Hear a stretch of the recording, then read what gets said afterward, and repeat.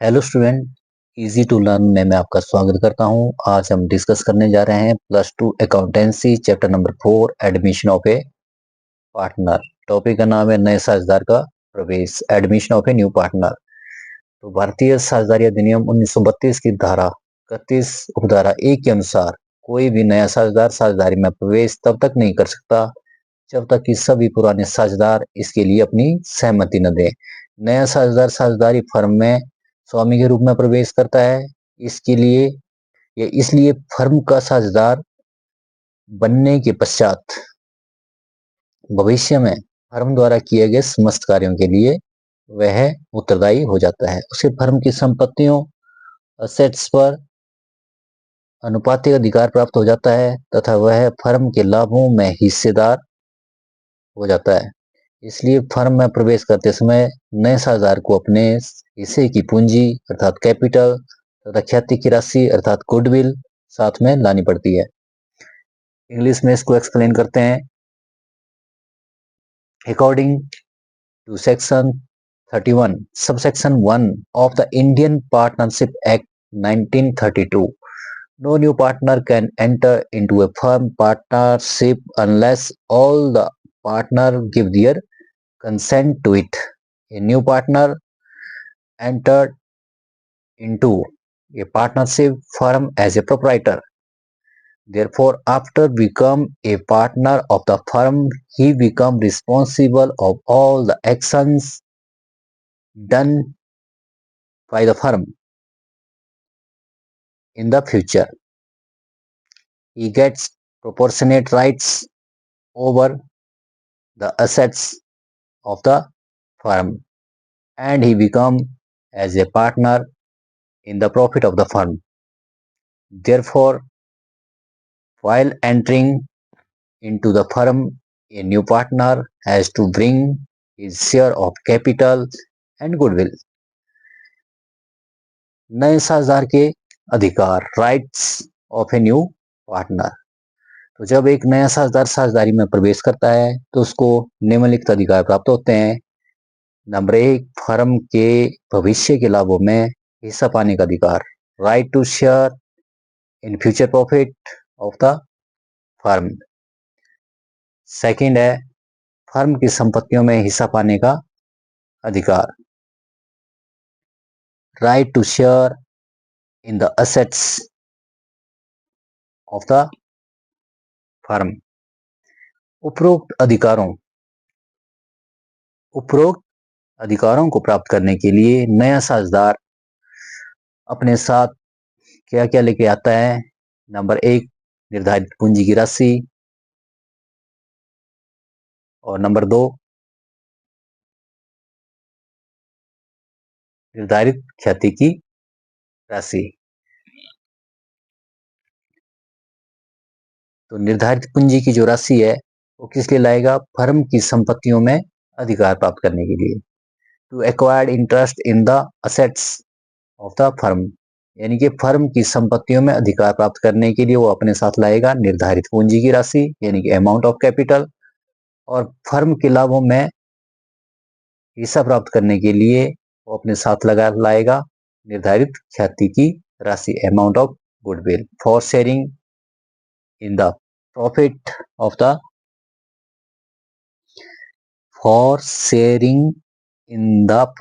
Of the business. Next है नए साझेदार की आवश्यकता, need for a new partner. निम्नलिखित कारणों से फर्म को नए साझेदार की आवश्यकता होती है। The firm needs a new partner due to the following reasons.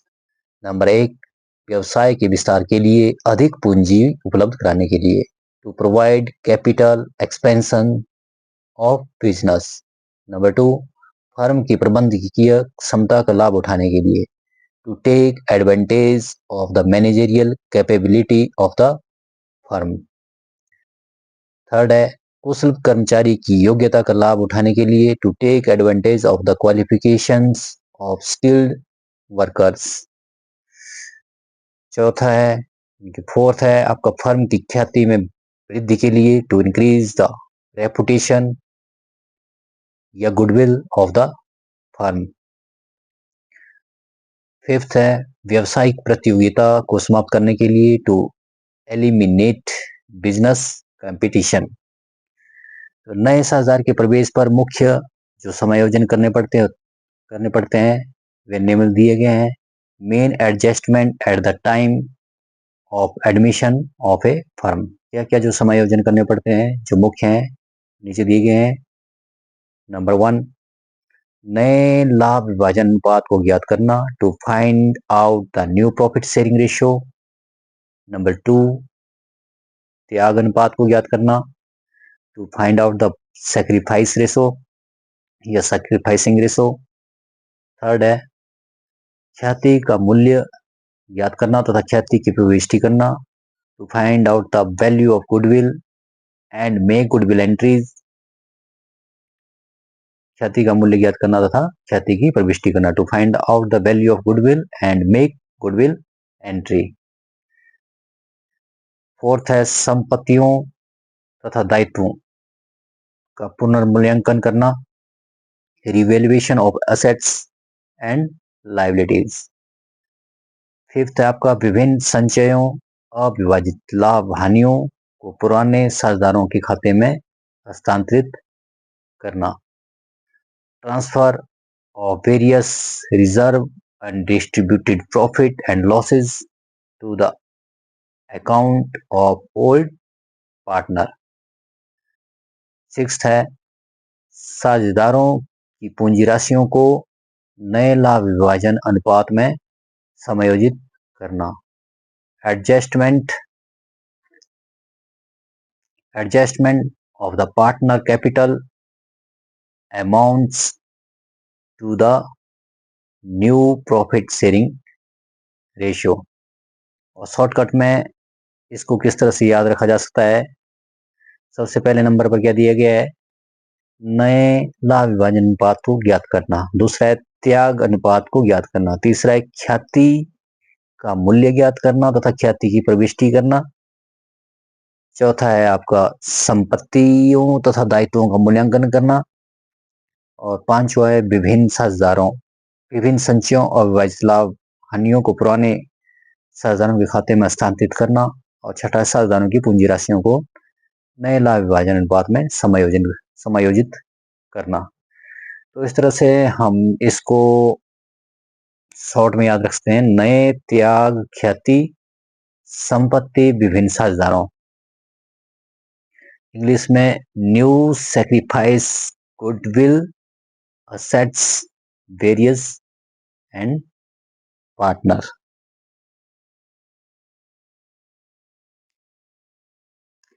Next समायोजन यानी कि एडजस्टमेंट। नया लाभ विभाजन अनुपात, न्यू प्रॉफिट शेयरिंग रेशियो। जब नया साझेदार फर्म में प्रवेश करता है तो पुराने साझेदार अपने लाभ का कुछ हिस्सा नए साझेदार के पक्ष में त्याग करते हैं यानी कि सैक्रिफाइस करते हैं, जिसके कारण उनके नए लाभ विभाजन अनुपात को ज्ञात करना अनिवार्य हो जाता है। विभिन्न परिस्थितियों में या विभिन्न स्थितियों में नए लाभ विभाजन अनुपात की गणना की जाती है। When a new partner enters the firm, the old partner sacrifice some part of their profit in favor of new partner, due to which it become necessary to find out their new profit sharing ratio. The new profit sharing ratio is calculated in different situation. Situation क्या क्या है? Number 1, एक case है जब केवल नए साझेदार का अनुपात दिया हो, when only new partner sharing या share is given। यदि प्रश्न में केवल नए साझेदार का अनुपात ही दिया हो और यह न बताया गया हो कि नए साझेदार ने यह हिस्सा पुराने साझेदारों से किस अनुपात में प्राप्त किया है, तो यह मान लिया जाता है कि फर्म के लाभ में से नए साझेदार का हिस्सा घटाने के पश्चात जो शेष हिस्सा होगा या जो शेष हिस्सा रहेगा वह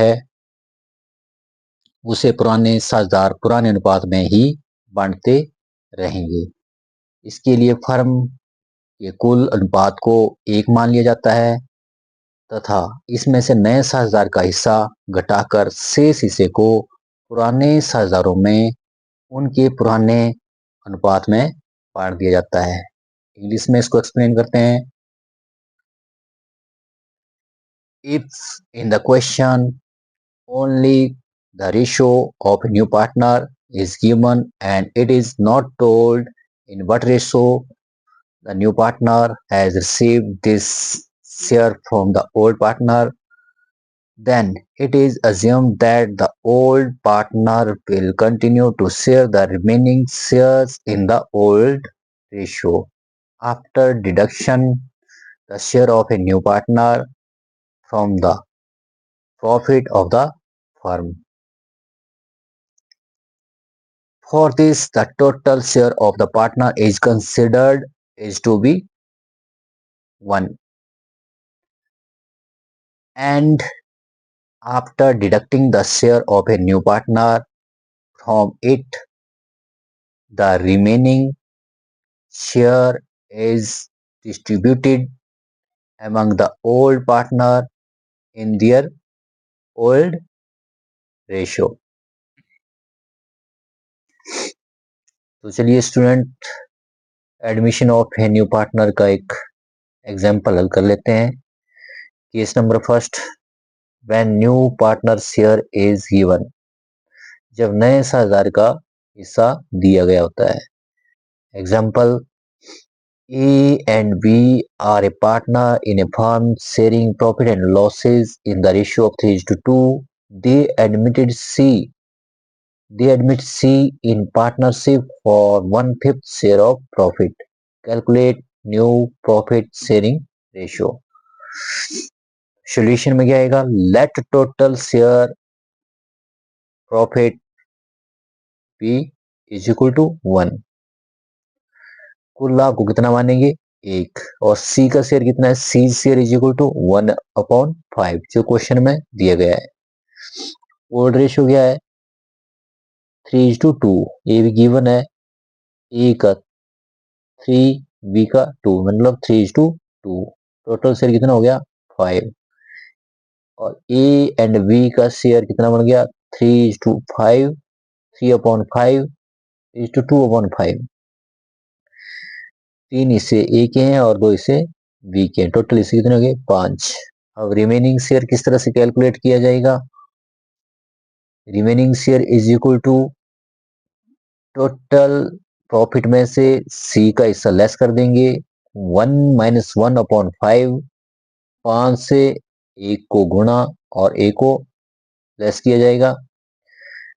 5 × 1 5 लेस 1/5, कैलकुलेट करके कितना आया? 4/5। अब नेक्स्ट चलते हैं। The remaining profit will be shared by A and B in the ratio of 3:2। जो बचा हुआ लाभ है या रिमेनिंग हिस्सा है वो किसके द्वारा शेयर किया जाएगा? ए एंड बी के द्वारा। New share of A and B and C is equal to कितना आ गया? ए शेयर कितना आएगा? A share is equal to 4/5 multiply by 3/5। 4/5 क्या है? रिमेनिंग शेयर है और 3/5 ए का कितना है? ये ओल्ड शेयर है। रिमेनिंग शेयर को मल्टीप्लाई किया जाएगा ओल्ड शेयर से तो ए का नया हिस्सा आ जाएगा। तो 4/5 multiply by 3/5 is equal to 12/25 अर्थात 12/25। फॉर्मूला क्या है इसका? Remaining share multiply by old share. Remaining share question में ये हमने कैलकुलेट कर लिया है सॉल्यूशन में। और ओल्ड शेयर कितना है? 3/5 ए का है, 2/5 बी का है। इसी तरह ए का हिस्सा कैलकुलेट कर लिया। अब बी का हिस्सा कितना आएगा?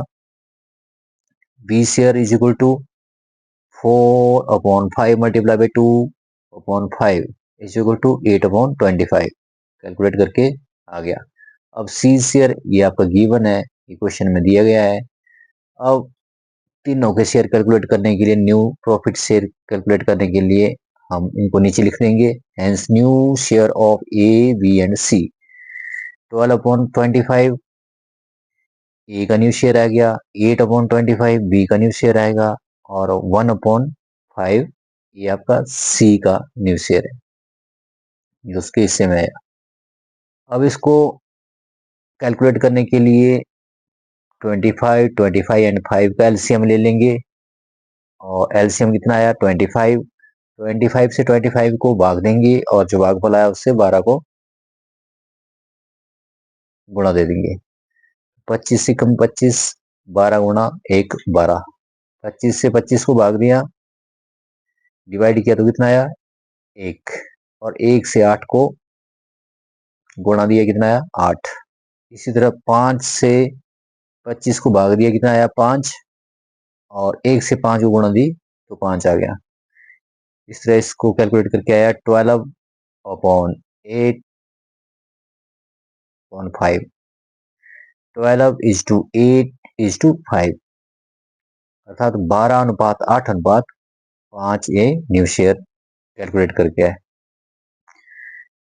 अब new profit sharing ratio of A, B and C is equal to 12/8:5 अर्थात 12:8:5 ए, बी एंड सी का न्यू शेयर कैलकुलेट करके आया। तो स्टूडेंट, उम्मीद करता हूँ कि हमने इस टॉपिक में जो डिस्कस किया आपको अच्छी तरह से समझ में आ गया होगा। तो मिलते हैं नेक्स्ट वीडियो में नेक्स्ट टॉपिक के साथ। तब तक के लिए जय हिंद, वंदे मातरम।